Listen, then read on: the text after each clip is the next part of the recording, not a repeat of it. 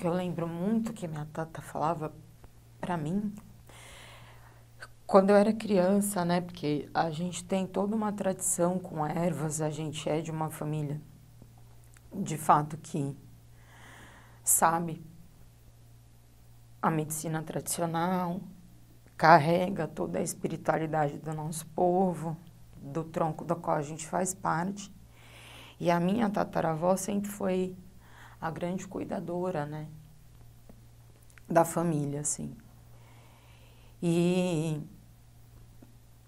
minha avó e meu pai, eles tinham uma certa... Minha avó não era uma vergonha, minha avó tinha um receio, né? De dizer que era índia. O meu pai já mais vergonha mesmo, assim, de assumir que era índio. Eu acho muito pelo preconceito, né? Que o povo nordestino sofre quando chega aqui em São Paulo. E minha avó falava muito isso pra mim. A gente é, sim, tudo índio, mas, minha filha, tá aqui em São Paulo e dizer que é nordestina já é um problema. Se a gente disser que a gente é índio, a gente tá morto. E aí eu me lembro que numa ocasião a minha tataravó estava preparando um remédio para mim. Aí quando eu terminei de tomar, daí ela sentou, olhou para mim e falou: olha, minha filha, nós somos todos índios. E eu não quero que você nunca esqueça disso, que nós somos índios. Eu olhei para ela e falei: tudo bem, eu não vou esquecer, mas...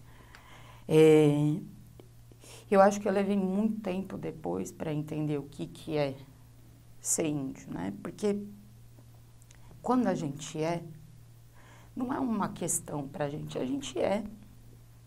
A gente tem conhecimentos, a gente tem tradições, tem uma língua, tem uma espiritualidade que é, né? Nascemos e é isso.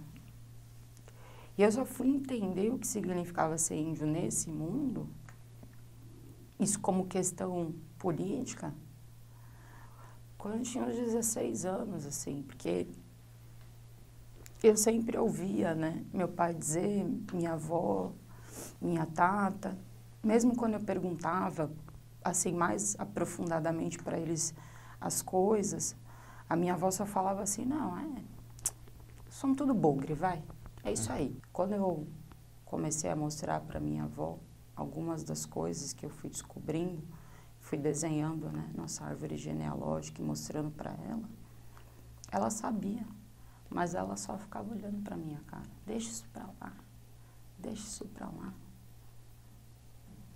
Aí eu falava: mas por que, vovó? Deixa para lá. Aí quando eu fui a primeira vez para Pernambuco: tem certeza mesmo que você vai para lá? E eu vou, vovó, eu vou. Então vá procurar a família de papai, que é o meu bisavô, Antônio Rodrigues.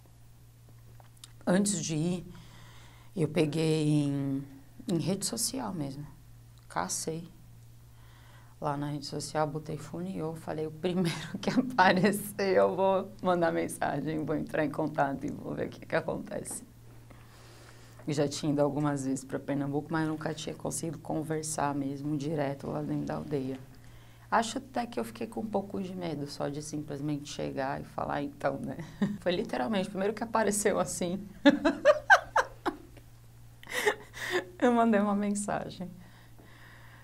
Aí disse: olha, expliquei, né? Falei: tô há alguns anos fazendo esse processo, indo atrás, levantei tais documentos, eu tenho fotos da minha família, nomes, sobrenomes, datas. E aí eu queria saber como é que eu faço para chegar até vocês. E aí eu fiquei lá 10 dias conhecendo as pessoas mesmo dentro da aldeia, convivendo e vendo realmente que tudo que eu tinha aprendido na minha vida era Funiô. Você mesmo mostrando que você fala a língua, que você pertence àquilo, você construiu os vínculos necessários com as pessoas. Então, um caminho extremamente solitário. Esse que eu tô fazendo. E eu tô cansada, porque eu só quero poder ser o que eu sou. Não é nada além disso, gente. No mundo.